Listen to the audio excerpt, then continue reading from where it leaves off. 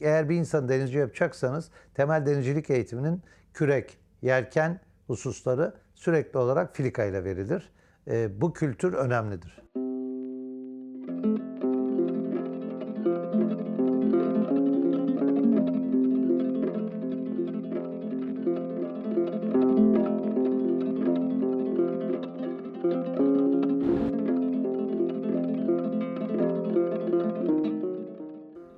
Merhabalar, ben Amiral Cem Gürdeniz, Koç Üniversitesi Denizcilik Forumu kurucu direktörü, aynı zamanda Klasik Tekneler platformu kurucusu. Şimdi tabii filika önemli bir kavram. Filika denizcilik kültüründe, denizcilik tarihimizde çok önemli olan bir tekne tipi.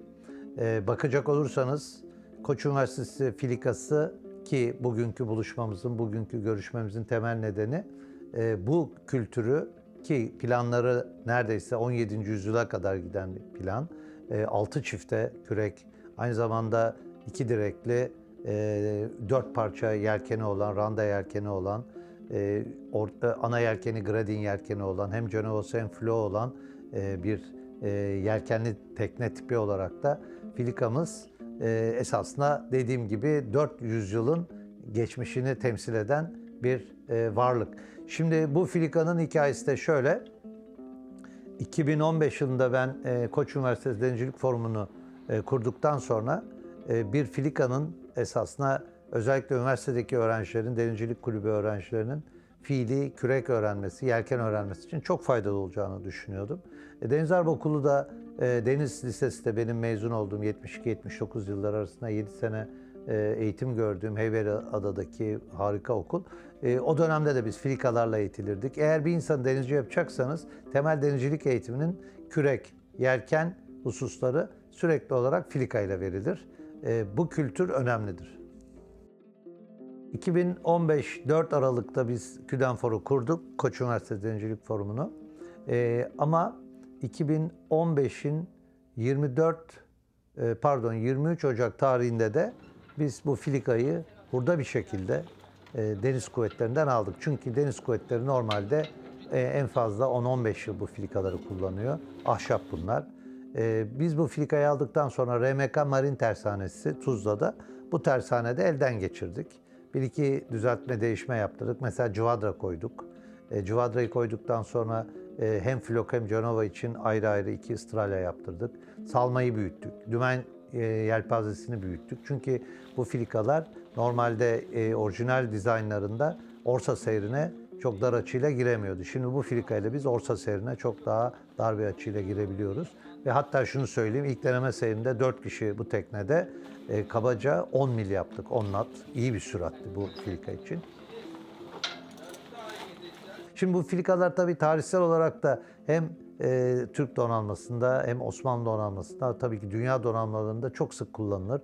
Bugün hangi deniz müzesine gitseniz, hangi yelkenli kalyona baksanız en az güvertelerinde 4, 6, 8 bazılarında daha bile fazla filika görürsünüz. Bu filikalar su getirmek için, cephane getirmek için, yiyecek taşımak için, gerektiğinde bir romorkör gibi rüzgar bittiğinde koskoca kalyonu veya korveti veya fırkateyni, yelkenli fırkateyni çekmek için kullanılır. Limana girerken dediğim gibi bir nevi romorkör gibi manevraya yardım ederler. Savaş çıkacağı zaman da bunlar zarar görmesin diye savaştan önce indirilir. Geminin kış tarafından çekilirdi. Gemi battığında da can filikası olarak kullanılırdı. Çok maksatlı tekneler.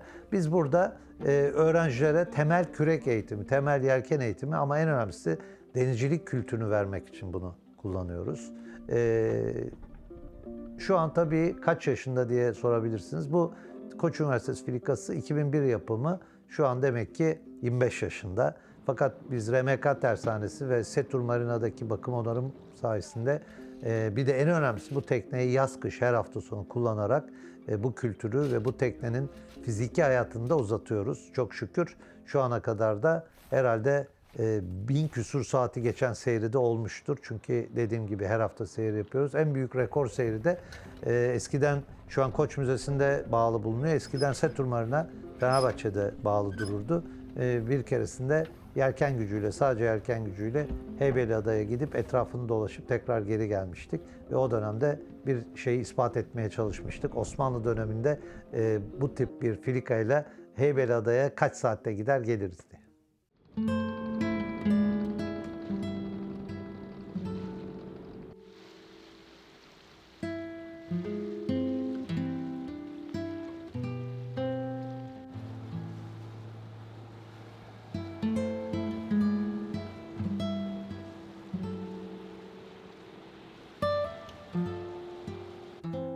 Tabii filika ile ilgili en büyük mutluluğum esasında bu kültürün, yani 17. yüzyıla ait bir dizayn.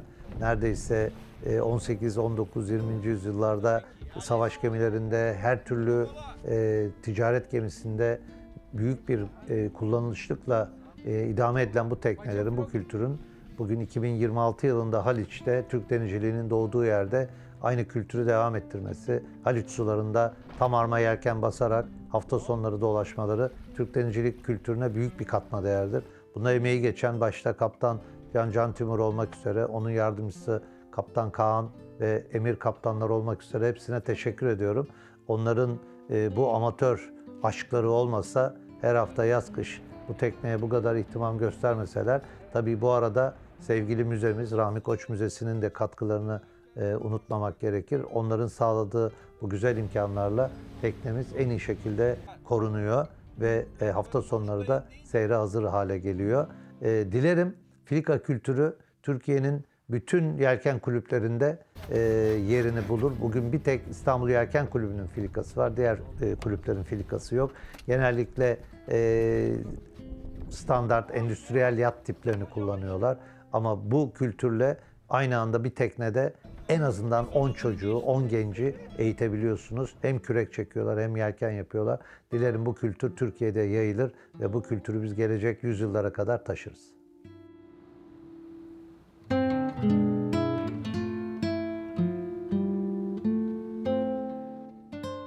Merhabalar, ben Can Timur. Koç Üniversitesi Denizcilik Formu adına Koç Üniversitesi Filikası'nın 7-8 senedir kaptanlığını yürütüyorum. Ben aslen doğma büyüme Sarıyerliyim.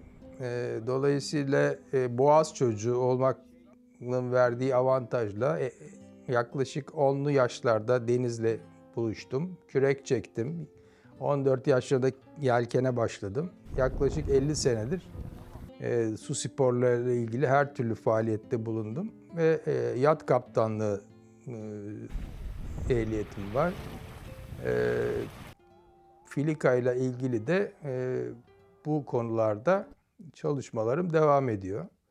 Filika'nın bakımını da yapıyoruz hep birlikte, ekibimizle birlikte. Dolayısıyla bu bakım tutum sayesinde bu filika'nın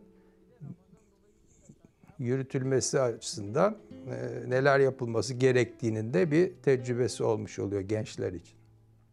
Amacımız gençlere denizciliği aşılamak, onlara bu konuda tecrübelerimizi aktarmak üzere bu işi, bu faaliyeti sürdürüyoruz. Bugüne kadar 23 Nisan'da ilkokul seviyesindeki öğrencileri de bu filikaya bindirip onlara da bu denizcilik sevgisini aşılamaya gayret ettik. Cumartesi günleri seyre çıkıyoruz genel olarak güzel havalarda, hava müsait olduğu günlerde. Onun dışında da filika ile ilgili toplantılarımızı Fenerbahçe Vapuru'da yapıyoruz. Bununla ilgili ekibimiz var. Bize katılan, destek veren üniversite bünyesinde öğrenciler var. Artı üniversiteden mezun olup halen bize destek veren arkadaşlarımız var. Onlar da benden sonra hatta 2 tane daha kaptanımızı yetiştirdik. Kaan ve Emir. Arkadan da diğer öğrencilere bu yolda tecrübeleri aktarıp onları da denizci camiasına kazandırmak istiyoruz.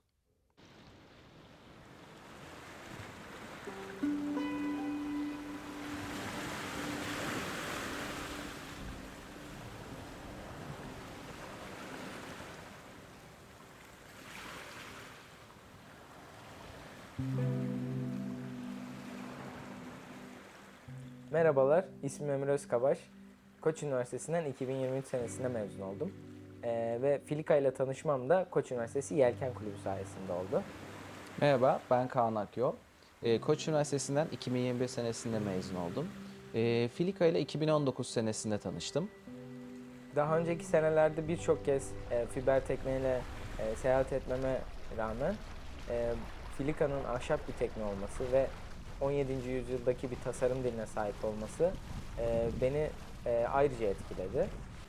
Ve o ahşap dokunun da bana hitap etmesinden dolayı hala mezun olmuş olmama rağmen 2023'te gönüllü olarak buradaki faaliyetlere destek oluyorum.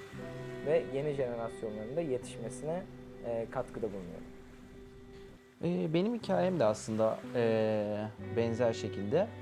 2019'da bir üniversitenin faaliyetiyle ilk tanıştım Filika ile. Sonra tekrar devam ettim. Orada Kalamış'taydı.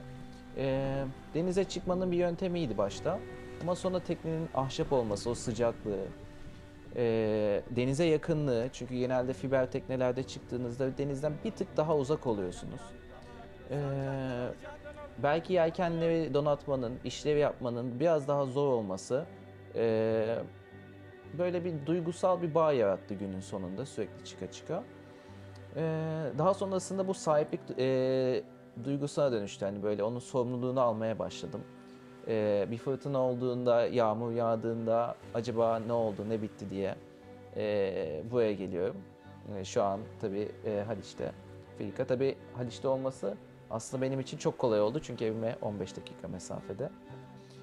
Yelken seyrinde gerçekten çok tatlı bir şeyi var, teknenin hissiyatı var. Belki fiberin rezonans yapması diyeceğim suyu. Ahşabın bunu biraz daha sönümlemesi sizi daha çok suyun sesini dinlemeye yönlendiriyor. Filika için bir diğer önemli işlev de bizim klasik tekneler platformunu başlatabilmemiz oldu.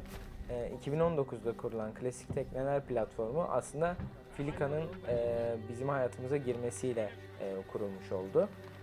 Klasik tekneler platformunun amacı ise klasik teknelere sahip veya sahip olmasa bile bu alana ilgi duyan insanların bir araya gelerek bir topluluk oluşturmasıydı.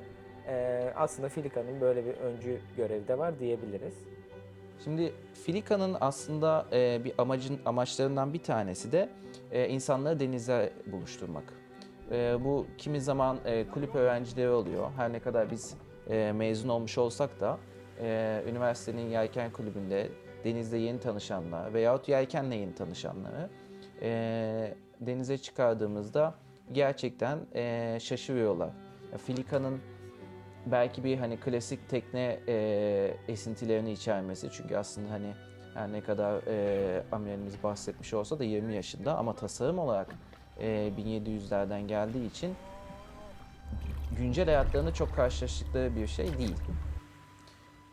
Bu insanlara Filika ile bu deneyimi yaşatmak, o gözlerindeki ilk kez denizle tanıştıklarındaki, bu tekneye ilk kez çıktıklarındaki heyecanı yaşatmak benim için bir mutluluk kaynağı oluyor. Yani Filika'ya aslında gelme sebeplerimden, gönüllü kaptanlığını yapma sebeplerimden bir tanesi de bu. Aynı zamanda üniversitedeki öğrencilerin hava müsaade ettiği sürece çıktığımız zamanlarda birçok kez yeni dersler öğreniyorlar. Ne demek istiyorum? Yelken seyri nasıl yapılır? Dümen nasıl tutulur? Veya en basitinden temizliğine kadar, bakımına kadar geldikleri zaman birçok bilgiyi öğrenme fırsatları oluyor. Aynı zamanda yelken donanımına dair de birçok bilgi öğrenmiş oluyorlar. Bunun en özel yanı da başka şehirlerden gelen öğrenciler Haliç gibi tarihi bir yerde bu tarz tarihi hatlara sahip bir tekneyle en kötü ihtimal bir tur atmış oluyorlar ve hem İstanbul'u hem Denizciliği daha yakından hissediyorlar. Bu da bizim için çok önemli bir nokta. O tecrübeyi onlara yaşatabilmek bizim için çok kıymetli. Aslında Emre, kesinlikle katılıyorum. Yani maalesef İstanbul'umuzdaki hani sahillerin kısıtlı olmasından dolayı insanlar denizden uzak kalıyor.